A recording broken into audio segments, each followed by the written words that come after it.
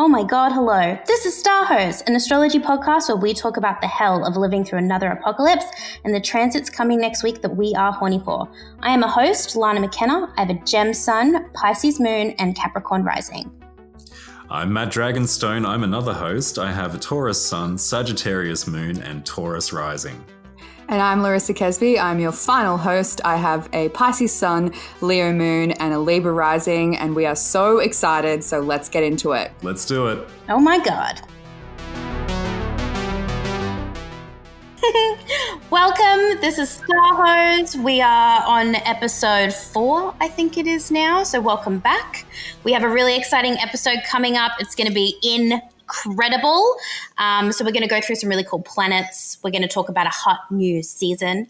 We're also going to do a beautiful card pull like we normally do and get some like gorgeous messages from the universe. And then, now we're going to talk to a special guest. She's incredible. Her name is Allison McKenzie, and she is a Melbourne kinesiologist and medical intuitive, and she's going to talk to us about dealing with uncertainty. She's going to do a meditation for us a little bit later as well, which is going to be amazing. And we're just going to have a chat about spirituality. So thank you for joining us, Allison. This is going to be a really nice chat. I'm really excited about it. So you're a kinesiologist. Can you start off by maybe telling us what that is? Okay, so kinesiology I found it a really amazing therapy. My story was that I was quite sick when I was younger, and I had glandular fever, tonsillitis, and cytomegalovirus all at the same time. And 18 months later, I still had jaundice, and doctors couldn't get me better, naturopaths couldn't get me better, and in the end, the thing that did get me better was a hypnotherapist that taught me meditation and a kinesiologist. So I had amazing results myself at the young age of 19, and then went through a whole life journey and then decided that I wanted to do it as a career. And so the reason I decided to do that is because it just helped me so much to begin with, which I think is probably a pretty common story for people who go into healing work. But actual kinesiology itself, the thing that I love about it is that it's like about 10 different therapies rolled into one. It's so cool. And I've been seeing you, Allison, for like almost 2 years now, which is absolutely like crazy to think about. And I always like to think of kinesi as being like therapy on steroids, because the stuff I've been able to work through with you would have taken me like up to 10 years in therapy, I reckon. Just because you're able to get to the core of stuff like so quickly, and it makes it like a much more intense experience. Like Allison lives quite a hike away from me, and I like every time I have a session at her place when we could, I do not remember the drive home. Like I am just in this like wild brain fog, and sometimes I would just like furiously dictate that like what happened in the session into my phone, into the notes section, so I could like remember, because it is such it's such an experience. Like after it, you're in a brain fog for like a good couple of days. It's really amazing. Yeah, I had to go and stand by the bay for like an hour just looking at the water and just trying to process what happened. Yeah, just integrating it. So good. Yeah. Yeah.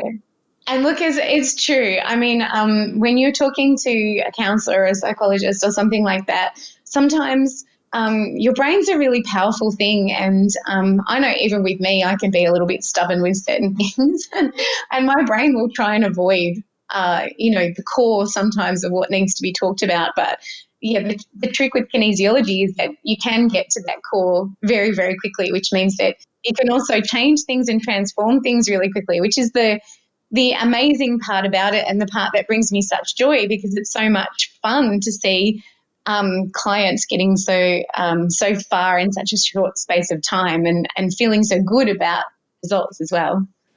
Yeah, absolutely. So you're not just a kinesiologist, Allison, you're also a medical intuitive, which like I had no idea about before I met you. And I don't even know can you explain it for us? Yeah. So Look, at medical intuition is just a name, really, like any other name that's used to describe something that's very hard to explain. Yes.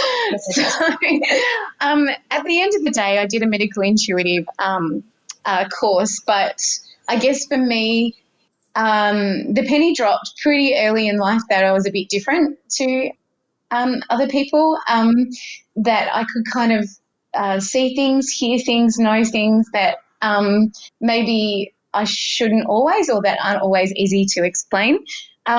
So, for instance, when I was a kid, about 4 years old, I still remember patting a dog that was at the shops when I was walking with my mum.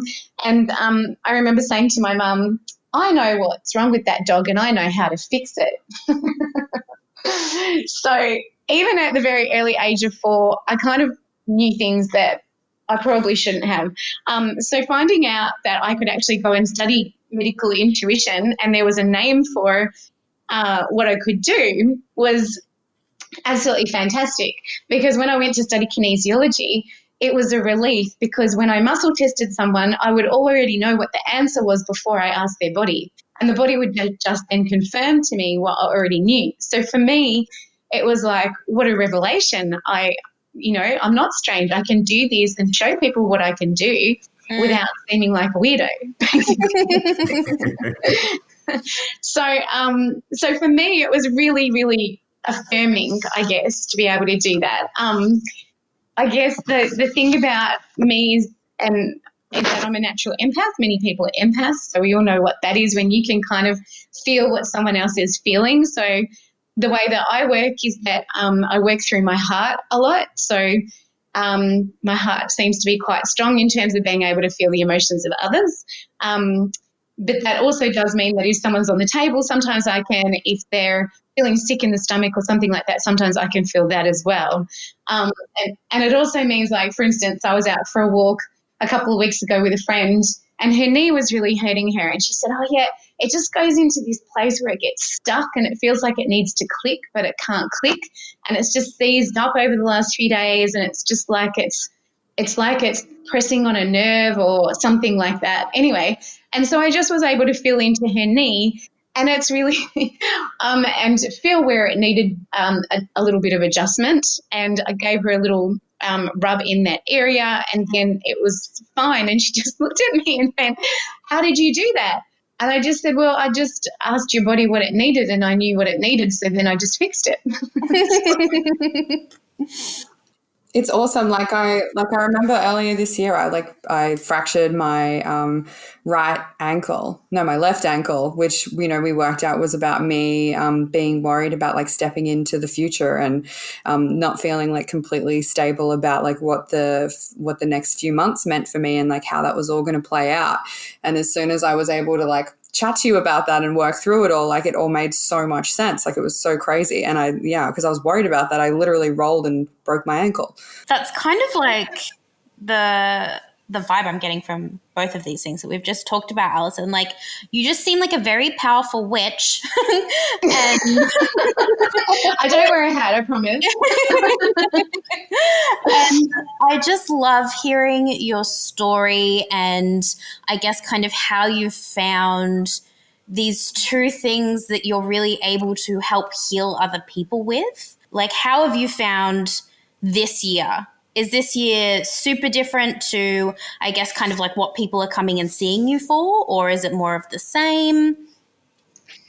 It is a little bit different. I mean, obviously COVID has put the fear of God literally into people. It's been a really difficult time for a lot of people. So I guess a lot of people have had a lot of, you mentioned uncertainty, but yeah, there's definitely been a lot of uncertainty, especially, on a job level. And because there's been a lot of uncertainty on a job level, there's been a lot of uncertainty on an identity level as well. So people usually, when they lose their job or they don't know where their job's going, they start to question who they are a lot, because especially, it doesn't matter who it is, males or females, but we tend to attach who we are to our job. So, for instance, you described me at the beginning as a kinesiologist.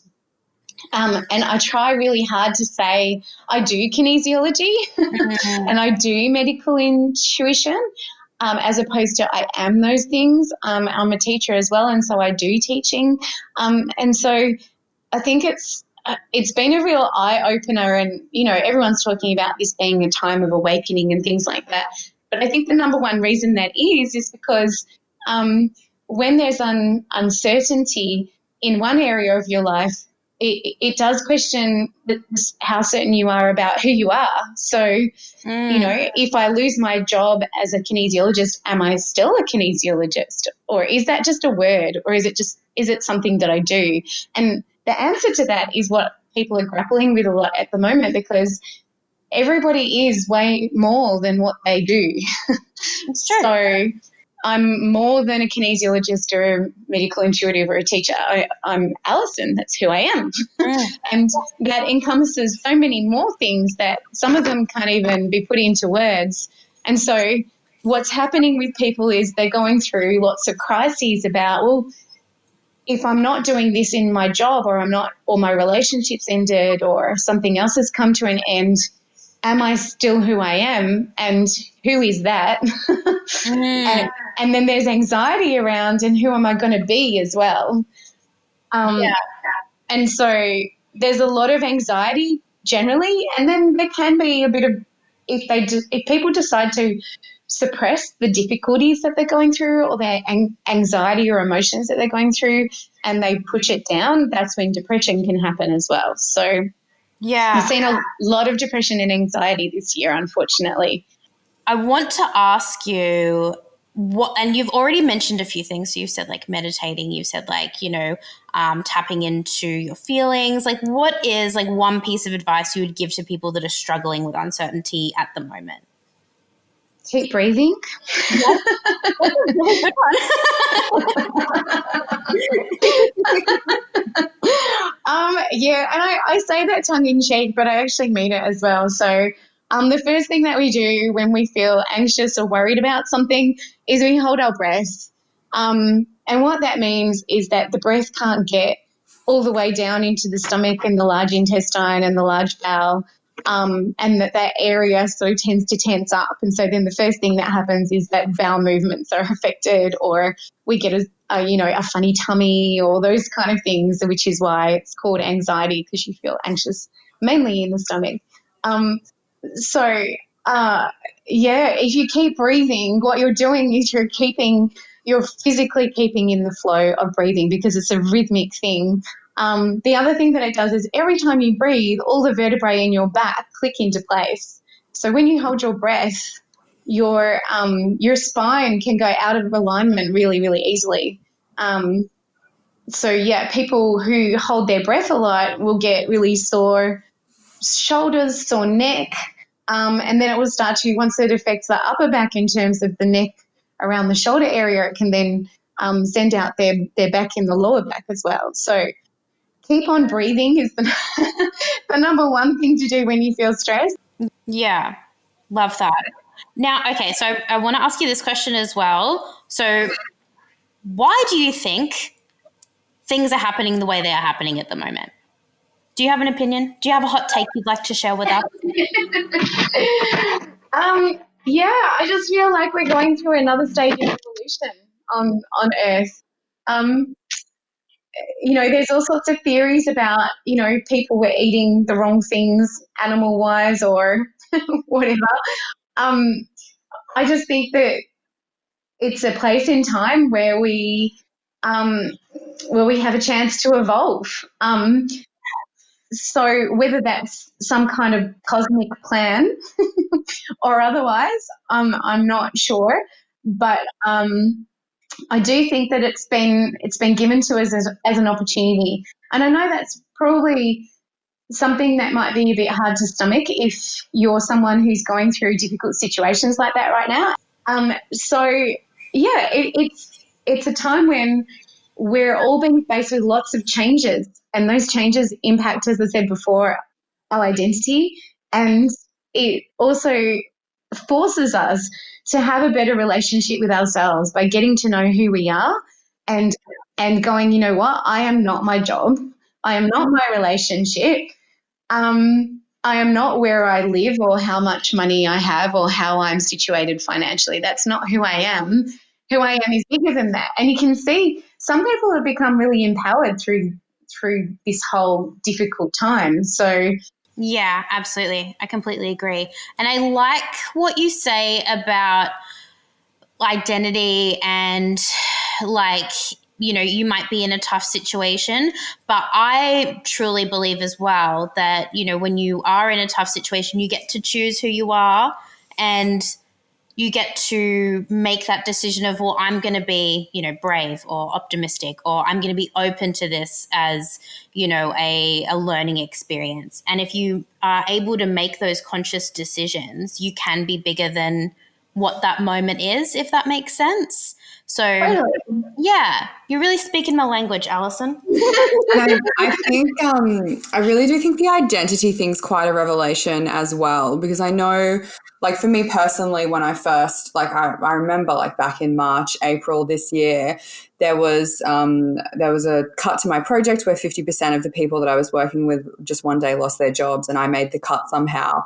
And it was just such a crazy experience. And I remember like all through April, my hips were so sore. Like I had to do like heaps of exercises to like roll my hips out before I did any kind of walking or working out, because they were just in so much pain. And I was constantly like asking myself, like, who am I? Like, what am I doing? Like, these are the thoughts that were rolling around in my head, because for the first time ever, like I had all this like space, because I wasn't going into an office every day and being surrounded by a million people. I had all this space to like question like what the fuck I was doing and who I was. And it was really confronting.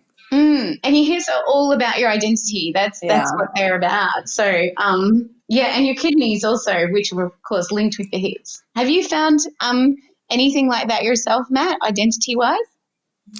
Well, I wasn't always called Matt Dragonstone. That's a good place to start. Yeah. So, yeah, look, all of it's really interesting, the way that the body correlates with, you know, your identity and your personality and all that kind of stuff. But, yeah, I do look, while I try and keep a positive outlook on everything, I have my moments as well. I think everybody does. And I think, you know, there's a lot of people going through a lot of changes that are very difficult for them at the moment too. And so sometimes it might be hard to flip on its head in terms of changing the way they're thinking about it or getting out of the rut that they're in, I guess.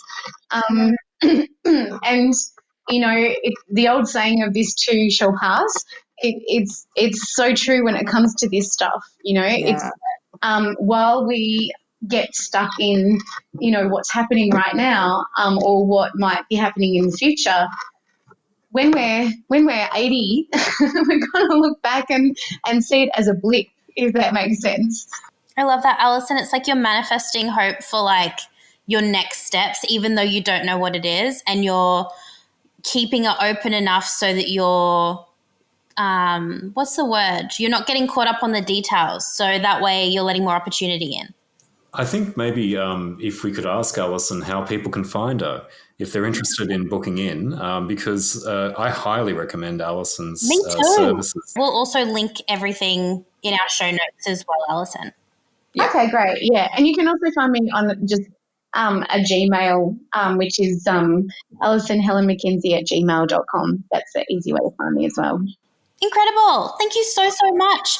I will say as well, if you're going to reach out to Allison, you need to be ready for transformation. Thank you so much for coming on the pod. We cannot thank you enough. It was so insightful. I'm literally going to need like probably 3 weeks to just like digest everything that you've just walked us through, because it was so insightful. But thank you so, so much. Thanks, Lan. Thanks, Larissa. Thanks, Matt. Really appreciate your time. It was so much fun. Oh, so good. So, so good. Okay, guys, let's take a quick break and then get into astrology.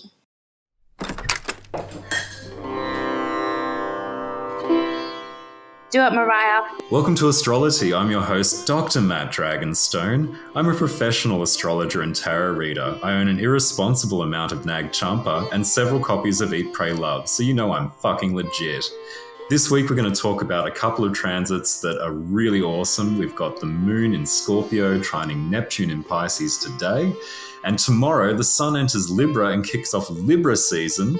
And then at the end of the week, we've got Mercury entering Scorpio. If none of this makes sense, that's totally okay. The point of this segment is to break it down, talk about it, make it simple, and give you some really valuable tips to make the most of this awesome energy. So let's kick it off. Should we start with Scorp, Moon, Trine, Pisces?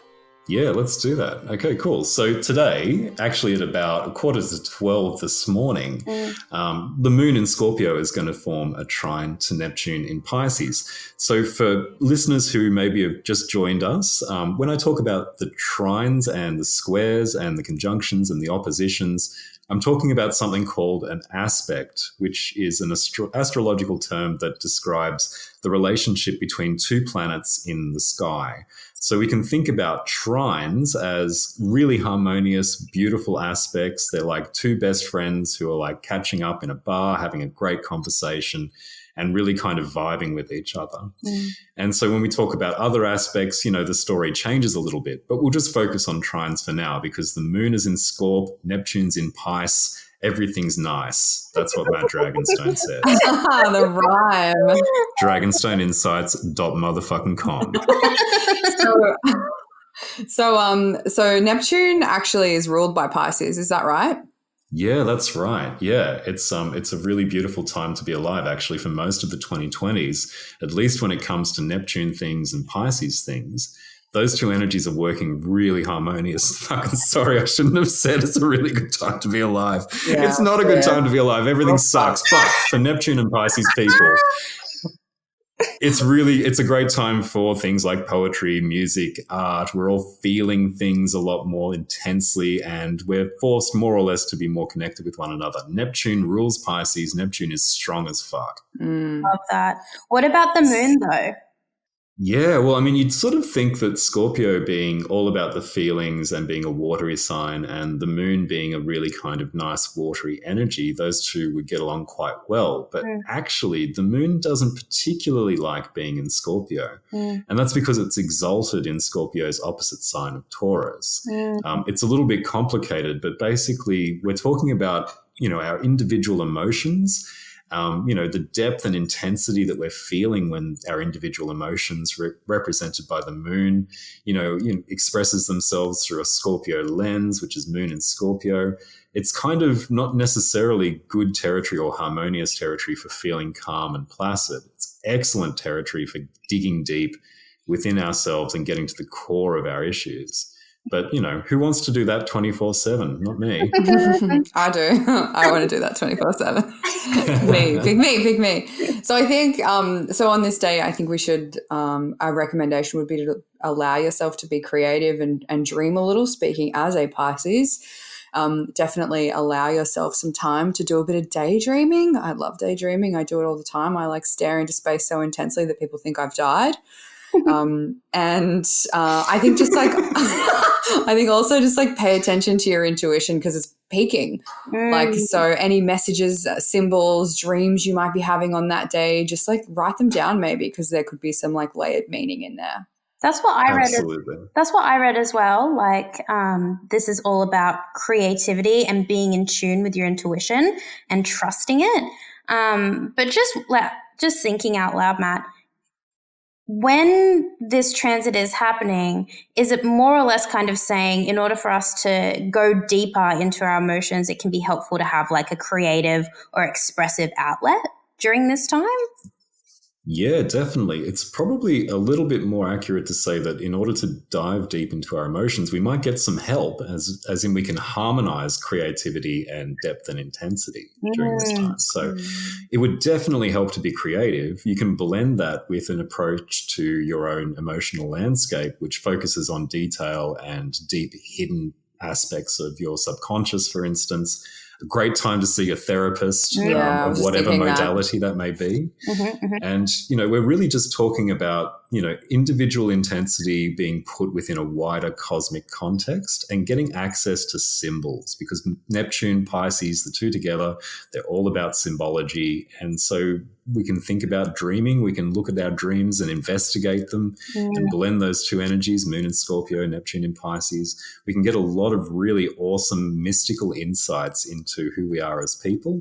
And that extends outwards as well to those closest to us. We can expect relationships to be a little bit more harmonious under this aspect, just for half a day or so, because the moon zips around once a month through all the different signs. And, it's just a great time to kind of get in touch with your feelings, basically, if you want to put it into a nutshell. Yeah. Cool.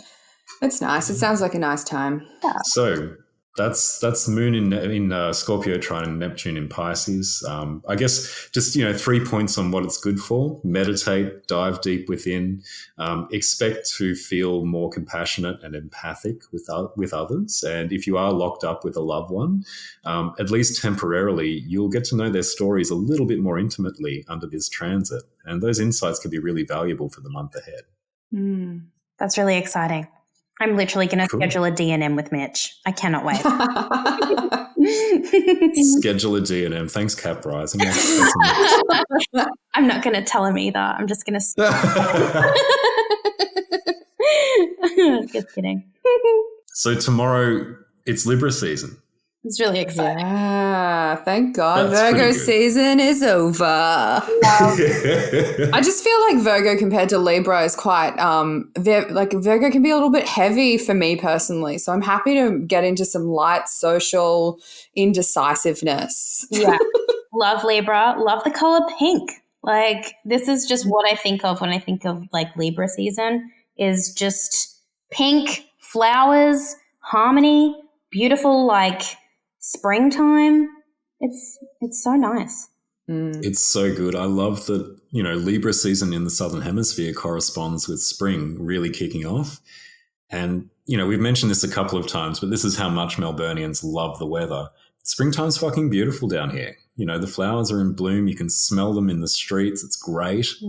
Yeah, the jasmine is so nice. It's gorgeous.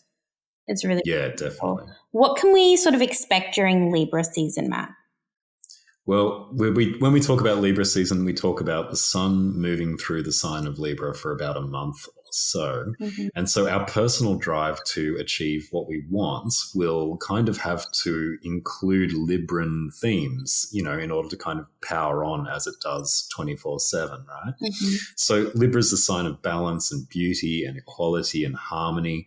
And that doesn't happen without a consideration of others around us. And most importantly, compromise as well. So a lot of people struggle with compromise because, we have to give up the illusion that we can have everything we want all the time. And we have to accept the reality that we can't advance alone, right? We either all of us go to the finish line or none of us go to the finish line. And, we're in lockdown, so there's a great fucking example for it. Yeah, I was literally just thinking that. I was like, thank God Libra season has come here, because it's probably like the boost that we need to end, if that makes sense, and to maybe not wallow in like how hard it is for us on an individual level, but also to think about, just pulling through for our community. Does that make sense? Yeah. Absolutely. Yeah. I think we can expect, at least in the first part of Libra season, to, get along a little bit better with those around us. We might find that Libra's effects, like the sun in Libra's effects, might mitigate a little bit of the frustration, the fatigue, and the kind of short-temperedness that can happen when you're sort of locked down with an entire family, for instance, or, just a significant other, or, even just interacting with people at the shops. It's hard to read body language with a face mask. But hopefully, the sun in Libra will help us do that a little bit more effectively and efficiently. Yeah, definitely. I always think of Libra as being like mirror, mirror. Like, so totally correct me if I'm wrong, Matt, but I always feel like it really, like mirror, mirror has been like a really big theme for me personally this year. And I think it's about like looking around for the mirrors in your relationships to see what you can learn from them, because we are kind of all connected during this time. So if you find yourself like giving advice to a friend, or your friend going through something, or someone in your family going through something, and you find yourself like interested in that, chances are there's a lesson for you to learn, or a message in that for you as well. Yeah, exactly. I would totally agree with that statement. I think the big underlying theme with Libra and compromise means you have to step out of yourself a little bit. Yeah. So as much as you give advice, you're going to receive advice at the same time. And if you're, mature enough to hear that advice, it means that you're really living the sun in Libra quite well, right? You're stepping outside of your own ego boundaries to really objectively have a look at yourself and see what needs to be brought into balance. That's the great opportunity of Libra season. Yeah, that's cool. That is really cool. I read something really similar, Larissa, and I don't know if it's, my childish mind, but I could not get my brain around it. Around mirror, mirror. I was just like, well, I don't understand what that means, so I'm not going to listen to it.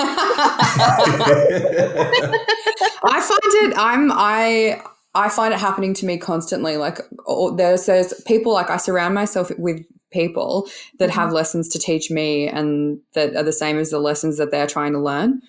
You know what I mean? So like I always find that like one of my good friends, for example, has like a really rocky relationship with her sister and has been going through some huge stuff in the last couple of years. And so have I with my sister, and it's always mirrored. And when she's talking to me about it, I'm like, man, I feel that so deeply. And when I talk to her about it, she's like, my God, you just opened my eyes on something. You know what I mean? Yes, absolutely. Oh, yeah. Wow.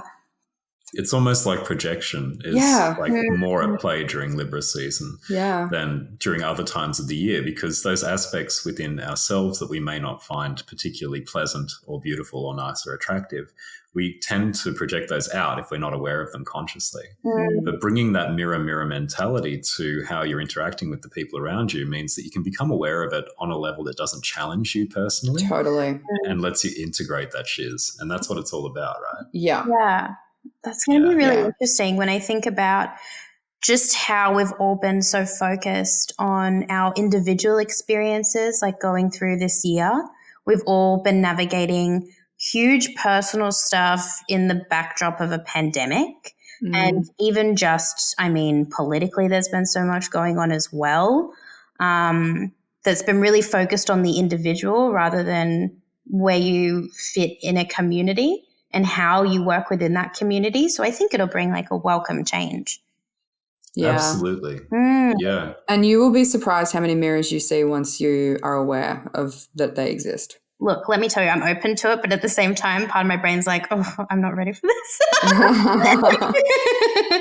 Mirrors tend to crack when I look at them, so I don't have too many around the house. What a thing to say.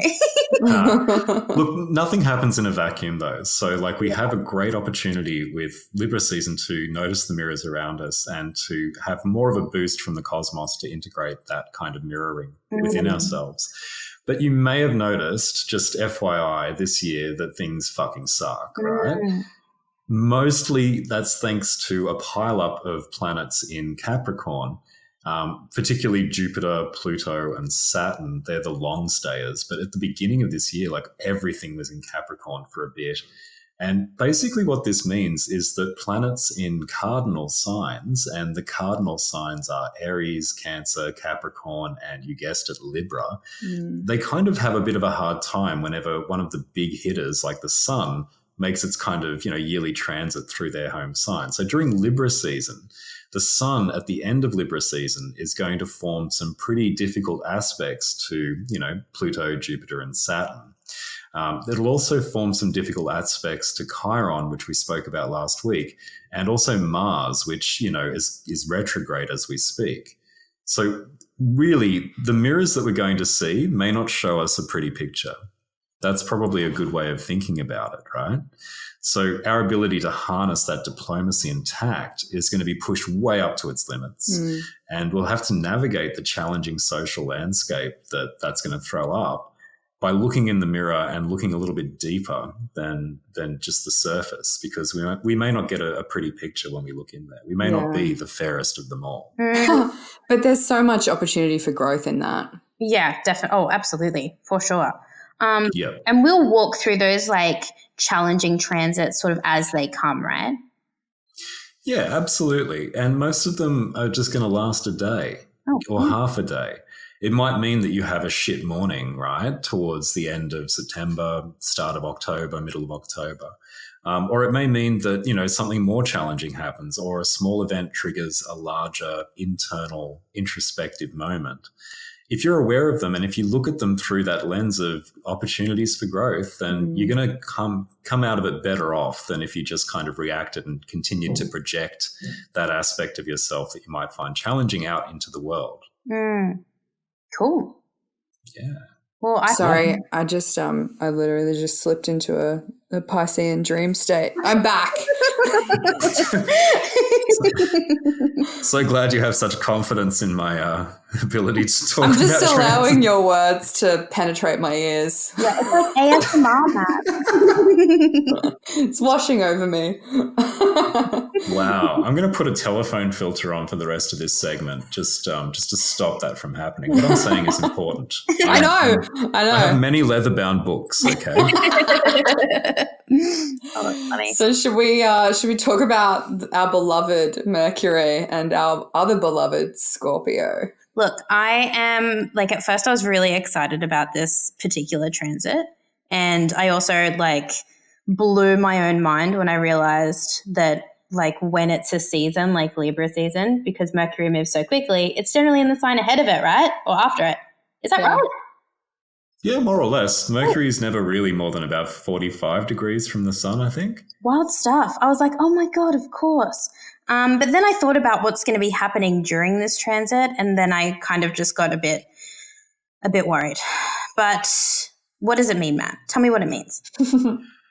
Okay, well, we got to talk about the mechanics of it first. So we need to kind of take advantage of the Mercury still being in Libra and put our objective hats on for a tick, because it's going to get a bit technical. Okay. But it's going to be a fucking long time in Scorpio, basically. Mercury is going to zip forwards through most of Scorpio, and then it's going to go retrograde, and then it's going to zip backwards into Libra and then forwards into Scorpio again. So we need to kind of get used to our minds functioning like a Scorpio for the next fucking forever, basically. So Mercury will enter Scorpio on the 27th, and then it's going to stop transiting through Scorpio on the 14th of October, and it's going to go retrograde, and it's going to move back into Libra. It's going to go through something we call a regress into Libra on the 28th of October, and then it's going to stop, and it's going to start moving direct in Libra on the 4th of November, and then it'll go back into Scorpio on the 11th of November, and finally it'll fuck right off into Sagittarius on the 2nd of December. My God.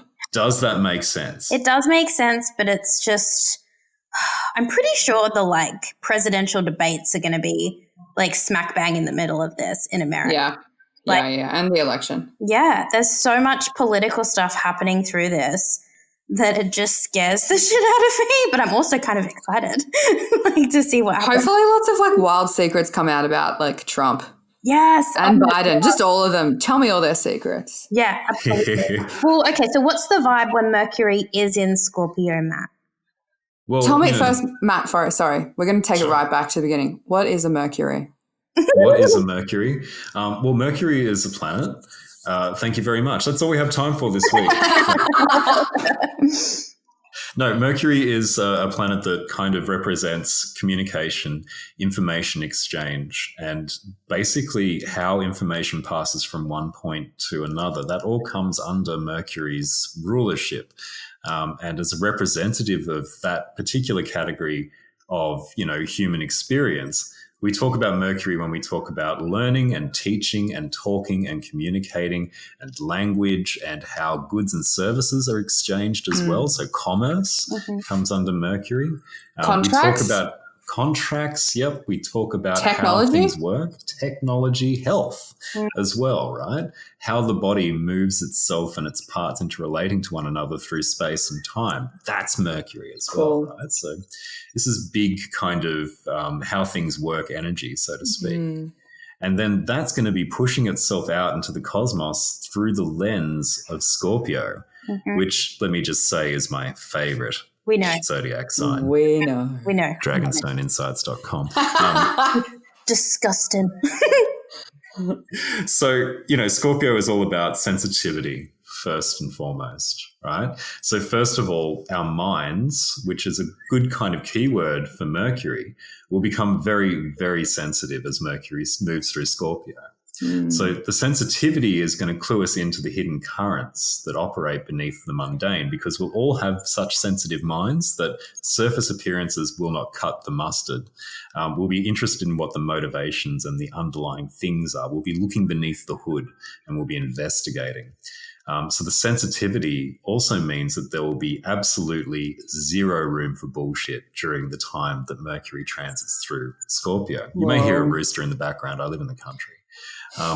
We'll all be so sensitive to what feels right, at least mentally, that we'll have difficulty handling anything that feels out of place. And if you've ever had to lie to a Scorpio, you'll know what I mean. They just know that you're lying. Oh my God. And then they vaporize you. My dad's a Scorpio and he is like a walking bullshit detector. Yep. Like when I was a kid and I used to sneak out, he used to let me sneak out because he's a progressive man. But he was like, when I got older, he's like, I know everything you've done. I'm like, what? What? So yeah, I feel that. They're so good at waiting and picking the right time to remind you that they've known what you've been up to all So along. creepy. It is creepy. Absolutely. Creepy is such a good adjective for Scorpios. Like, not to be rude, because God knows that they will smite me, but like they are creepy as fuck. Like, so it's too intense for me. But Yeah. okay, so I was like very excited about this at first because I was like, oh my God, we're all going to get to be detectives for like 3 months or whatever. And we're going to get to see what's lurking under the surface. All these like transformative secrets are going to come out. But the more I kind of read, the more I was just like, you know what this reminds me of? It reminds me of my brain when it's been on steroids for too long. Like obsessive, controlling, like looking for symbols and messages that aren't there. And it kind of got me wondering, what is going to happen, RE conspiracy theories during this time? QAnon. Can we expect for them to really kick off? Like, They are going to go off the fucking chain. It's going to be fucking great. Like I genuinely love them. Sorry. The end.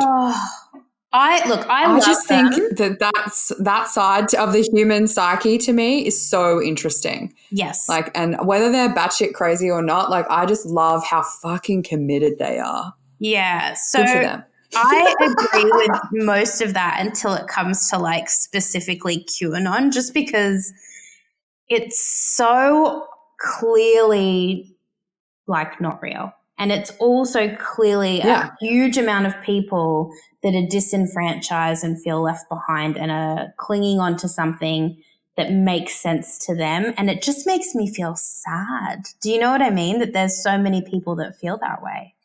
Well, definitely, I think, Mercury in Scorpio is a good sort of poster child for conspiracy theories because it's about commitment and not giving a fuck what other people think. Yeah. Do you know what I mean? And just obsessively going after the truth, whatever that looks like, right? So we're all going to kind of feel so sensitive and we're all going to feel so committed to just getting the pure truth because of that sensitivity that we're all going to probably find ourselves believing stuff that goes against the social norms or the prevailing social order and not really giving a shit about it. Yeah. That's what I love about Scorpio generally. First of all, they're so sensitive that they can absolutely knock you over with a feather if they choose to reveal themselves to you. Second of all, there's this uncompromising, I don't care what you think attitude. They just want what's pure and true. I think I'm just like I'm not wise enough to just know I don't know what's true anymore. Yeah. I have days where I'm like, what do we really know? Fuck all. Mm-hmm. Yeah. The end. Look, personally, I think that, I definitely try and keep an open mind, right? We don't know really a lot of stuff with certainty.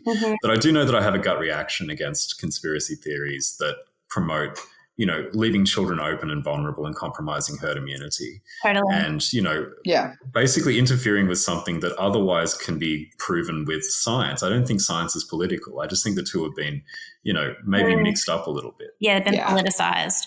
I do, look, I agree with that. I really there's a part of me that really loves conspiracy and looking for meaning in things and thinking that there's, more to than what's just presented to us. And I think it's good to question things, but not at the cost of your community or the people around you. That's kind of when it borders on dangerous for me. And that's when it comes to coronavirus conspiracies, it's just so it's so not me. I just think it's gross and it's selfish and it's just really entitled and not thinking about the people in your community, which is just kind of repellent to me. Agreed. Yeah. Agreed. It's about considering the other. And I think as Mercury transits through Scorpio and the Sun transits through Libra, these are the kind of questions that we'll be forced to face. And perhaps these are the kind of images that will pop up in the mirror that we'll be looking for and seeing in our lives, right? Yeah, maybe. I kind of just also hope that there's a premier fight. Do you know what I mean? If anyone pops off during this transit, I hope it's the premiers. My money's on Berejiklian. Yeah, I would just love for Dan Andrews to be shut the fuck up, at a press conference or something like that. I think that would be really cool. Yep, definitely. Yeah, absolutely. So, shall we wrap it up and maybe have a little bit of a break? Yeah, for sure. Before we get into these unprecedented times. Sis, that's the tea. I'm Matt Dragonstone. Goodbye.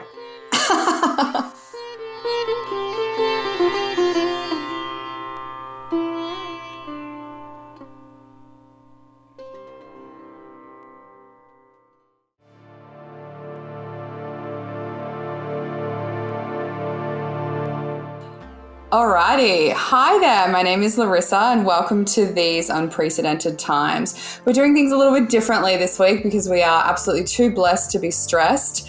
And we have Allison McKenzie with us again for this session, which is really fantastic because she definitely has some incredible psychic powers. And she's going to pull a card for us today, which I think will make this session really fun. And it's always fun to have a fresh new voice and a different opinion on these topics as well. So I'm not going to ramble any longer. Let's get right into it. I'm going to hand over to Matt now, as I always do first, and see what card Matt has pulled for us. Sup, cunts. I pulled the Fool.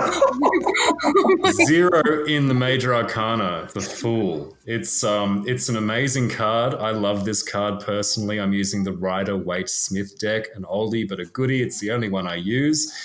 And to describe this for people watching at home, the Fool is a lovely young man with wavy blonde hair and a bindle on a stick, like a kind of a hobo bindle. In one hand, resting on his shoulder as well. In his other hand, he holds a white rose. And his gaze is turned upwards to the heavens, but little does he know that he walks precariously on the edge of a cliff. At his feet, a little white dog dances gaily. Do we know whether the dog is trying to warn the Fool or goad him further on? Who knows? But in the valley beneath the cliff, a town and the verdant fields of the world below, and shining upon the Fool from the upper right-hand corner is the all-knowing, all-seeing eye in the sky, the sun. What a card! What a card.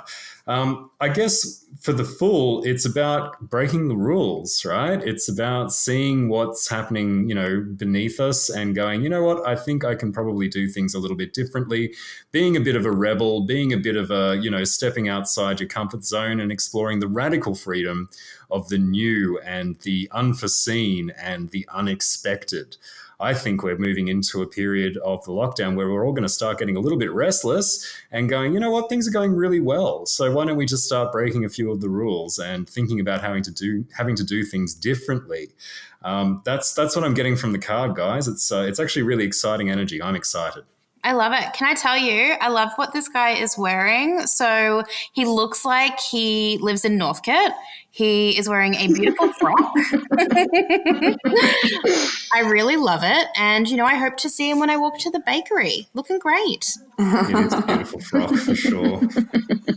Thanks so much, Matt. So what card have you pulled, Allison, and what deck are you using today? Because I know you have a million to choose from.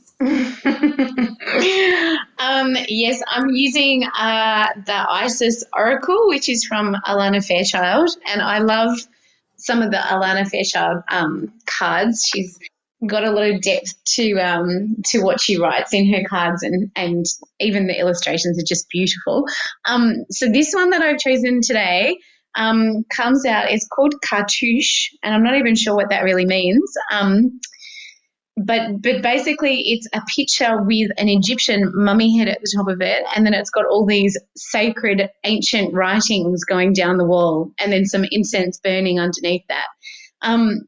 So basically I'm just the feeling of the card is that it's quite ancient energy, and that I feel like the situation that we've been experiencing with COVID has been quite ancient energy as well. I mean, we think back to, the times where everybody's doors were shut and there were crosses on the doors because those people were infected with a disease or an illness. It's quite an ancient thing to be going through, having a worldwide pandemic.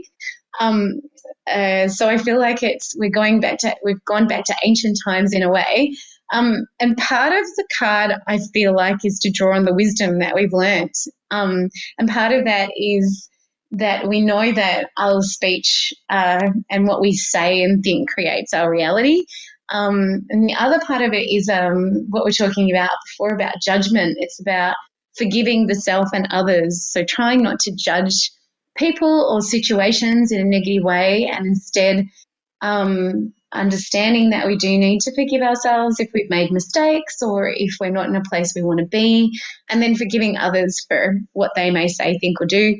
And that as the heart grows in positivity, what we speak will create in a much more positive sense. And that sort of goes off the back of what Matt said as well about we're stepping into a more positive place, which I think is happening physically with all the cases and everything as well.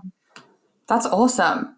I love that you've pulled some COVID energy there, and that, I think tapping into what we already know, like ancient wisdom, is a really cool way of looking at it. So that's fantastic. Thank you. What about you, Lana?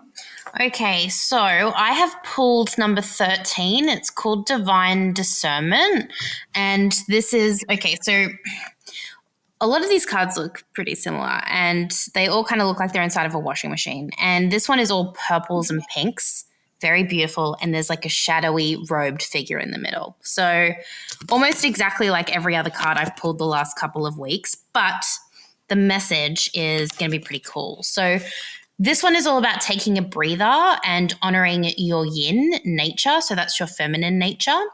So it says that this is not always easy to do in a culture that honors and celebrates the yang, which is the drive and strive mode. And that while turning up its nose at the virtues of the yin qualities of flow and letting go, in yang mode, we get things done. So in yin mode, we fill our tank and reflect on our larger vision and purpose so that when the time comes to move, we can do so in precision. If we are to live in balance, we need both action and reflection. And there are times to do and times to enact or to sit still. So to know which mode is most appropriate, step back and practice discernment. So I think this is speaking to a lot of different things to me at the moment. The first one was that it was kind of talking about the Mars retrograde, which is happening at the moment. So it was making me think of that. But also it's making me think that between now and I guess like the next couple of weeks when things start to ease up, I think now is kind of our last opportunity to maybe sit back and relax before things kind of kick off again. And I plan to take advantage of that and to just really chill out as much as I can and to maybe take a moment to respond rather than to react. It's funny, Lana, because when you were reading that card, literally the first words that came out of your mouth were "take a breather," which is pretty interesting based on the conversation we just had with Allison. Oh my God. I didn't remember that. That's all I took away from that. Oh my gosh, that's so true. Spooky stuff. Yeah. Love that. So fantastic. So I am using the Rider-Waite Smith deck as well, the same as Matt. And as I was shuffling earlier, a card actually fell out, and the card is Justice. Oh my God. Bitch. And it's actually really funny because Libra season starts this week. Libra is the sign of justice, and it has the symbol of the scale as its symbol as well. So I think that's really interesting. And justice is obviously about fairness and balance, and potentially around a decision that might need to be made in your life. And there's also a sword in this card as well. It's basically a dude in a red robe holding a scale and a sword. And there's he's going to make a fair decision, but there's also a sword that's going to cut through any indecision there, and not going to be swayed by any external sources there as well. So this card absolutely talks to Libra season kicking off. I think it also talks about the decision that everybody gets to make when they're in the moment of something happening as well. I think it really does talk back to when we were having a conversation around, taking a breath, deciding who you're going to be, finding a little bit more balance, not letting those external influences really, really change your identity, like really sit with that and work out who you are. I think this card definitely talks to that, which is really cool. I love that. That's Sounds awesome. amazing. I love justice, bitch. Justice, bitch. Such good timing with the Libra. I'm just couldn't have planned it if I tried, to be honest. So that's fantastic. And the scales as well. My goodness. Yeah, weighing everything up. Who am I? All that stuff. So as we always do, I really love to finish the episode by having a light and fun conversation around a healing topic. And we've been speaking a lot about uncertainty this week. So I would love to wrap up by chatting more about uncertainty and then about hope as well, and the role that plays in uncertainty and how we can use that as a tool to get through anything difficult that might be coming our way. So I might hand over to Matt first and see how you deal with uncertainty and what hope means to you. A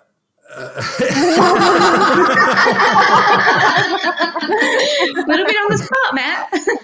Well, how do I deal with uncertainty, and what does hope mean to me? How do I deal with uncertainty? Well, what is certainty, really, guys? When we think about it, what are the bastions in which we place our certainty is what comes to my mind.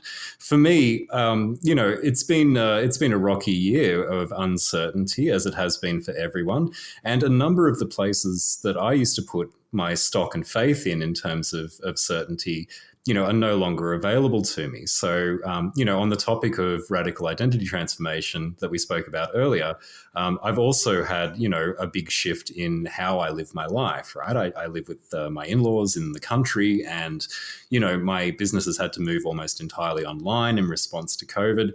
So I've had to find new places in which to place my certainty. And, throughout all of the troubles that we've faced this year, friends, there are certain things that remain the same and remain constant. And so my big thing with uncertainty is I just head out into nature, because the mountains have watched the wars of men for years and centuries and millennia and, since the dawn of time. And the trees have always been there, unless, of course, we cut them down, but that's a separate story. The rivers still flow.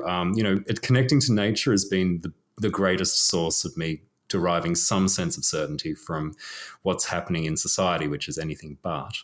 The role of hope in all of that, I tend not to rely too much on hope, though it is incredibly important. So I keep a modicum of hope with me because it's important to have it with you to keep going as a motivator. And I think a little bit of that is a good thing. I think a lot of that can sometimes blind you to what actually needs to be done.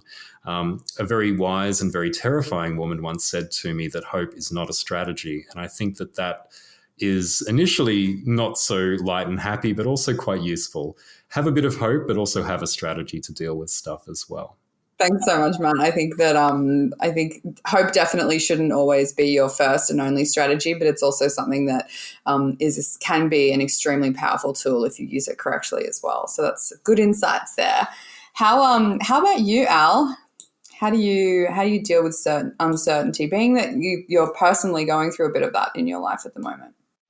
Well, I guess I try and vision where I'd like to be, so that even if I am uncertain in terms of my mind, that my heart can feel that there is going to be a certainty in the future, I think. And it's almost like creating an illusion, I guess. And I was sort of thinking about the word hope, and whether hope and faith is the same thing. And they say that when Matt was talking, because they say that faith is blind. You can have blind faith. Hope can kind of feel a little bit ungrounded sometimes, or is it dreamy, or is it, on the other hand, visionary in terms of trying to vision where you're going next, so therefore having hope that you're going to end up feeling like you're in a good place. Or maybe the other way to think about it is like optimism. So I love the word optimism as well, because there's a positivity around it. It actually means that you're creating something. You're creating a positivity that you do have some sort of control around, in terms of you can always control how you feel in a situation. So even if everything is uncertain, you can always control how you feel. It's your choice. And so doing things that make you feel good and doing things that you love make a massive difference. So as Matt mentioned, being in nature can make you feel more connected. I love walking and running on the beach, so I love doing that. Creating things, so doing art or music or podcasts like you guys are doing now is really fun. On the subject of exercise, if you're doing something I love is running, and the reason why is because I feel like when I'm running, I'm actually moving my body physically, but on a mental level or an emotional level, I'm also moving through whatever uncertainty or whatever difficulties I'm having at the time. So I'm physically transforming them as I run. I kind of feel like uncertainty is all about the way you frame it.